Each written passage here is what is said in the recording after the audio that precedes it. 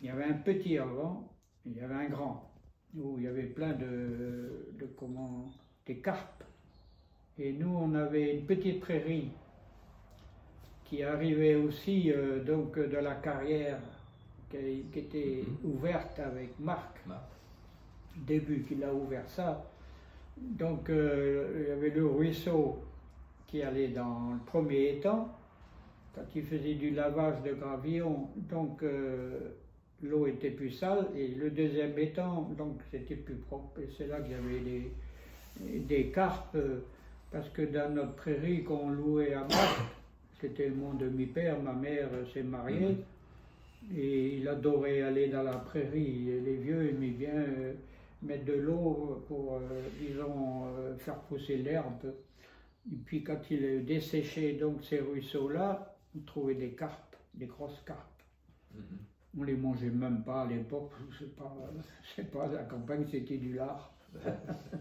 Voilà l'histoire en gros de cette poudrerie que je m'en souviens, et même quand j'allais me promener là ensemble, là je regardais ça, j'ai dit, quand j'allais là-dedans, étant gosse, mais j'allais seul, hein, j'étais tout seul, j'aimais bien aller. Et donc, le lavoir où tout l'eau coulait, là, quand on entendait le chant de ruisseau, là, je l'ai toujours, là, ça chante, quoi. Hein. Elle est aussi donc dans l'étang, là. Que après, ça a été bouché, ça a été abandonné, là, c'est plein de vases, quoi. Hein. C'est plus comme ça a été, c'était propre. Et il y a même, quand la carrière ça a grandi, l'étang là qu'il y a là, c'est naturel. C'est-à-dire les camions descendaient dedans, fait 30 mètres de profondeur.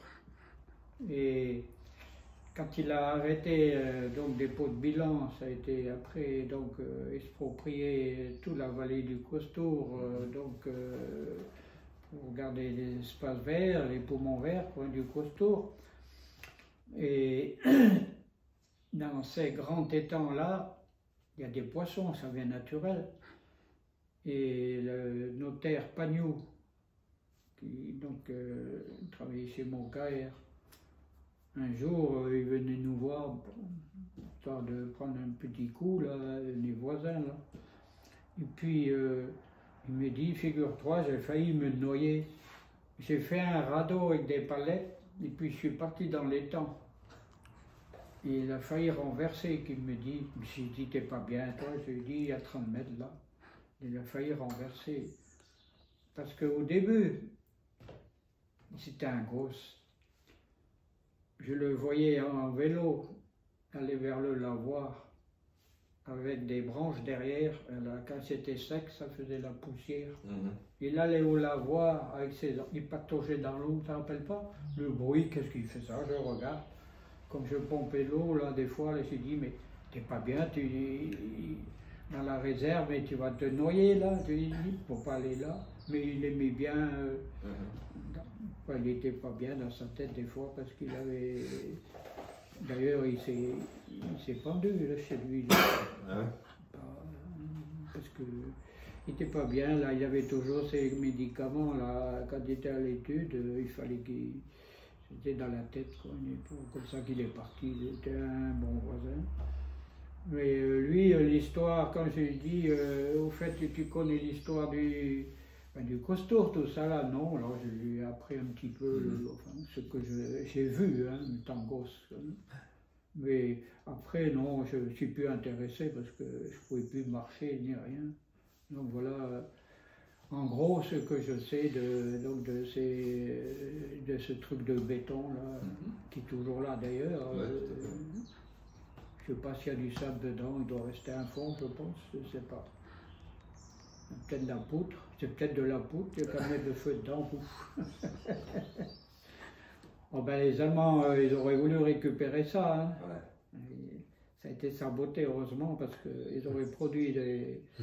Ça marchait, hein, n'était pas après saboté bien sûr, mais au départ quand ils sont arrivés là ben, ils sont arrivés fin 39, les premiers, ben, ici dans le quartier. Je me rappelle de ça là. Parce que d'abord j'ai vu les Anglais qui ont resté quelques jours, Puis après, j'ai dit à ma mère, et je lui ai dit, ils n'ont pas les mêmes habits que les soldats avant.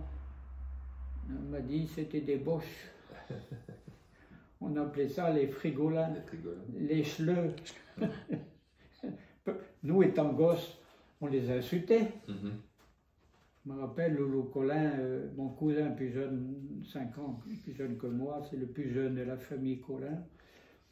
Quand la guerre était finie, chaque ferme était obligée de prendre un Allemand pour travailler.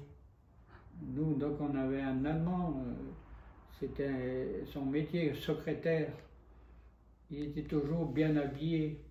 Il faisait froid cet hiver-là, 45.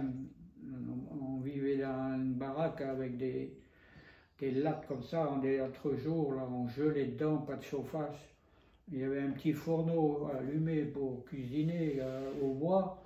Et l'Allemand, il était à côté d'une petite chambre et lui, il avait chaud. Je me rappelle toujours de ça. Et puis un jour, on est des gosses, on s'amusait avec des patates, on faisait des petites vaches, des pies, puis après on faisait un petit repas, une petite batteuse. Et puis Loulou Collin, alors il dit, Loulou, tu chantes Ali Allo, les boches sont des salauds. C'était un dimanche, donc il y avait la ferme Guénaud, un Allemand, il savait un peu le français. Chez nous, il ne savait pas d'allemand, mais mon demi-père était prisonnier. Ils étaient copains, ils parlaient en allemand, c'est pas ce qu'ils disaient.